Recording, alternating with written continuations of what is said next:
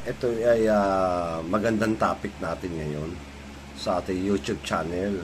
Siya nga pala, sa mga hindi pa nakasubscribe at naka-like and share sa aking YouTube channel, Papatutri TV channel, paki-like na lang po. Alright. Ang topic natin ngayon ay tungkol sa mga naganap na sunog, no? Matatandaan po ninyo ay ilang beses po, ilang alarma ang mga napasama dyan sa listahan ng ating mga kasamahang Bureau of Fire Protection at ganoon din ang ating mga volunteer. Marami rin nagtatanong ang mga pinanggalingan o naging sanhi ng apoy dito sa mga naging sunog. At marami din ang patuloy na nagsasabi na ito ay hudyat ba na sadyang tag-init kaya nagkaroon tayo ng ganito. Unang-una, sasagutin natin yung isang tanong. Ang unang tanong kasi diyan ay maari bang may kinalaman sa kuryente? Opo, maari pong may kinalaman sa kuryente. Bakit? Yan po ang tinatawag nating overloaded or very loaded use.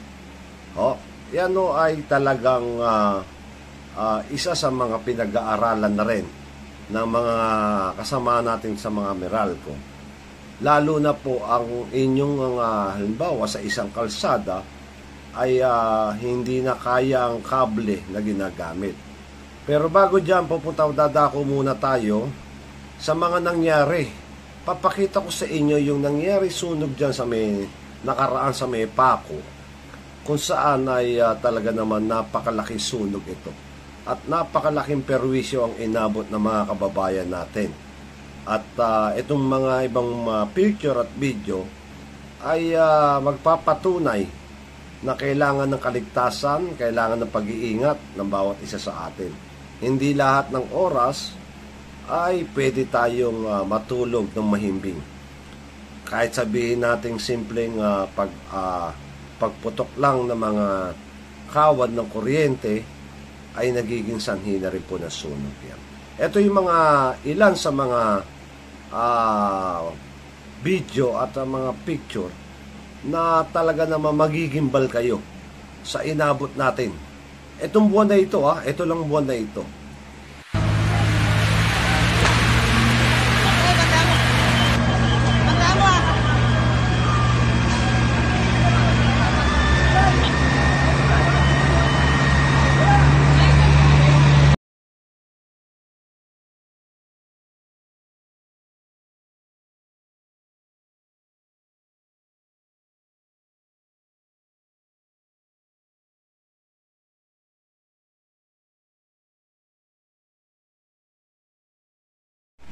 Nakita nyo ang sobrang hirap ng inabot na ating mga kasamahan taga-bureau at ganoon din yung mga kapwa natin mga volunteer.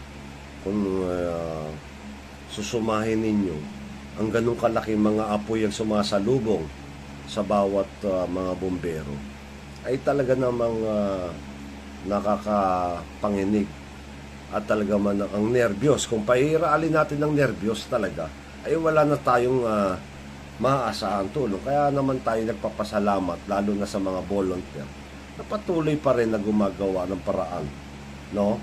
At yung nakaraang sunog sa Mesangwan, mayroon tayong isang kapwa natin volunteer ang nagbuwis buhay para lang dito para lang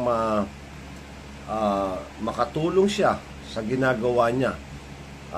Ano ba ang nangyari dito? Maraming nagtanong. Ito'y kumalat sa media, sa social media, at ganun din sa ating mga sa iba-ibang Ito po'y kapatid natin si Sang 125. Isa po sa mga nabiktima ng sunog. At sa masamang palad niya po ay siya po ay binawian ng buhay. Dito ay pinarangalan siya ng Medal of Honor. Ibig sabihin po niyan, kung baga sa mga pulis sa sundalo, kung may tinatawag silang ng katapatan sa serbisyo, yung kanyang natanggap ay katapatan at bilang patunay na kanyang tulong na paglingkod na tunay. Kaya ako'y nagpapasalamat sa binigay sa kanyang award dahil tamang-tama naman talaga na ibigay sa kanya yung ganyang katungkulan. Unang-una, o parangal dahil siya po ay talaga naman nagbuwis buhay o hindi man natin ginusto pare-pareho na mangyari ito. So meron tayong tinatawag na dapat natin maging aware o dapat ba nating patuloy yung ginagawa natin mga volunteer. Opo, dapat po natin gawin yan. Kasi hindi naman po tayo pwede basta-basta susuko. Kung susuko po tayo, sino na po ang tutulong sa mga taong nangangailangan? Lalo na pag ang mga sunog ay mga talaga namang napakalaki. Kaya nga po nagpapasalamat tayo unang-una sa mga Pilipino-Chinese na sila ang talaga naman liitin mo nagsimula ng volunteerismo. Ang volunteer po ay ang tinatawag natin sa mga bagong sa ating mga channel. Ang volunteer po ay ibig sabihin, ito po, maraming klase po ang volunteer. Pero sa mga bombero, sa mga fire volunteer, ang bombero, fire volunteer po ay bilang pagtulong na walang inaasahang sahod at walang inaasahang kapalit sa kanilang ginawang pagtulong. May napakagandang serbisyo po yan, di ba? Nagsimula po yan, talaga namang ilang taon na. Hanggang sa umusbong na marami yung mga nangyayari. Hanggang sa umusbong na madumami ang mga volunteer. Dahil alam nila at nararamdaman nila na kailangan natin ng mas karagdagang tao, karagdagang brigada o mga kasamahan para tumulong sa mga sunog. So pupunta naman tayo sa susunod nating topic. Ito namang tag-init. Ano ba masasabi natin dito sa El Nino o itong tag-init? Halos araw-araw na lang. Daing ng publiko sa social media, sobrang init. Pag-aaralan natin ngayon yan. Ito nga ang nangyari. Marami sa mga eskwelahan ang nagdeklara muna ng mga walang pasok. Kadahilanan, hindi po bagyo ang kalaban, kundi ang kalaban po dito ng ating mga chikiting o yung ating mga nag-aaral ay yung kainitan ng panahon. Maniwala kayo sa hindi na hindi na i-report sa social media na may mga bata na halos sila ay nasusupok ito, halos sila ay hindi makahinga sa sobrang init.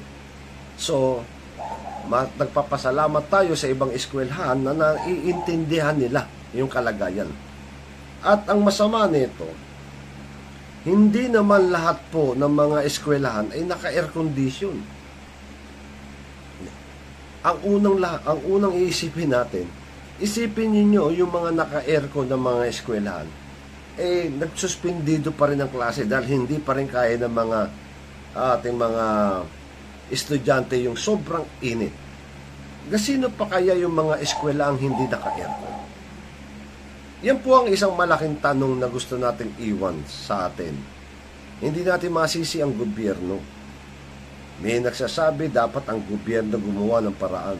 Dati, nagsususpendido lang ng pasok dahil sa bagyo. Ngayon, parang bumaliktad na ito yung tinatawag nating climate change. Ano ba yung climate change? Ibig sabihin, nagbabago ang ating panahon. Iba na ang ating panahon. Hindi na tayo katulad ng dating panahon na ganitong nakasanayan natin. Dahil nagbabago ito, anong unang halimbawa? Ito nga, sa tag-init, pasukan. Dati, bagyo, pasukan. Ano ba? Dapat to, dati kasi, bakasyon na ang mga bata. Ito ang buwan ng bakasyon.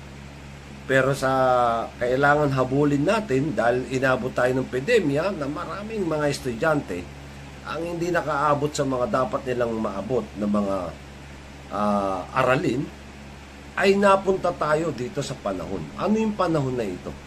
Ito nga, natsyempo tayo sa El Nino.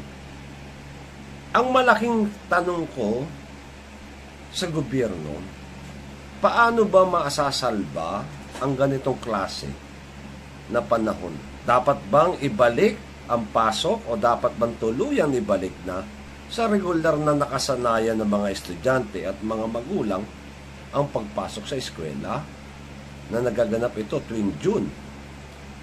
At sabi naman ng iba, okay yan, para hindi na September ang mga bata nasa bahay. Pero tandaan po ninyo, ang bagyo ay madalang po pumunta sa atin. Ibig sabihin, hindi naman araw-araw bumabagyo. Pero yung tag-init, araw-araw po mararamdaman yan. Sino po ang magsasakripisyo niyan? Hindi po ba ang ating mga anak na pumapasok sa eskwela? Kaya ngayon ay mas marami ang sinuspendidong klase kaysa sa pasok. Although merong online class na nangyayari, at iba pa rin yung face-to-face. Yung tinatawag nating talagang nasa eskwela ang mga bata. Iba pa rin yun. Kasi ang pagturo, kailangan malaman. Papaano kung mahina ang mga signal ng ibang mga estudyante? Wala namang kakayanang magbayad ng internet na mahal na para mapabilis. Paano na yung mga estudyanteng ganun? Napakatalino pa naman bata. Sayang lang ang kanyang talino kung ganyan ang aabutin niya. Unang-una, umaasa sa internet. Buti sana ang internet ng Pilipinas mabilis. Hindi minsan nawawala-wala pa. Biruin mo, sumasagot ka ng examination online ng inyong anak. Tapos pumapasok doon. Nagtatanong yung teacher, biglang naghang yung internet. Number 1 pa lang naabutan mo, number 10 na pala yung teacher na pinapasagutan. Ganyan yung dapat resolusyonan ng ating gobyerno. Hindi yung dapat natin isisi sa panahon. Kasi ang panahon nga natin, gaya ng sinabi ko sa inyo, ay nag-iiba. Nag-iiba na. Ang dating hindi natin nararanasan, ay pwede natin maranasan. Tag-init, tag-tuyot, tag-araw. Isipin ninyo, ang heat index natin, pataas ng pataas. Isipin din ninyo, ang mga sunog na nangyayari, pataas ng pataas. Lahat yan ay may kinalaman sa panahon. Kaya sa ngalan po ng aking programa, maaasahan po ninyo dito magkakaroon tayo ng talakayan tungkol sa mga bagay na dapat pag-usapan, lalo na po kung ang ating ibibigay sa inyo yung mga updated na nangyayari sa atin sa araw-araw. Muli, ako'y nagpapasalamat sa sumusuporta sa aking channel, ang Papatotre TV channel. At abangan po ninyo ang iba kong i-upload. Medyo madalang ako mag-upload dahil nagpo-focus po tayo muna sa mga sunog. At medyo baka sakali mag-upload din tayo ng ilang mga video. Maraming salamat sa inyo at sana kung gusto ninyo magkaroon ng tanong at para mapag-usapan natin dito sa aking YouTube channel na Papatotre TV channel, handa po ang inyong likod. Just type Papatotre TV channel at sa aking FB Live, just type Jonas Albano. Makikita nyo po ang logo, ang Volunteer ng Bida. Direct PM kung ano po ang gusto nyo malaman at kung ano ang gusto nyong marinig na update na nangyayari sa atin. Muli po, ito ang inyong likod si Papatotre, nagsasabi sa inyong walang tutulong sa atin kundi ang sarili natin at walang tutulong sa atin habang nandyan ang mga volunteer na patuloy na sumusuporta sa mga tao. Mahalin po natin ang mga volunteer. Huwag po natin silang ibaba ang kanilang moral dahil sila po ay ginagawa nila itong sakripisyo na hindi nakakatanggap ng bayad. Maraming salamat at muli po magkita-kita tayo sa next episode natin na talakayan dito sa TV channel ko. Maraming salamat po sa inyo lahat.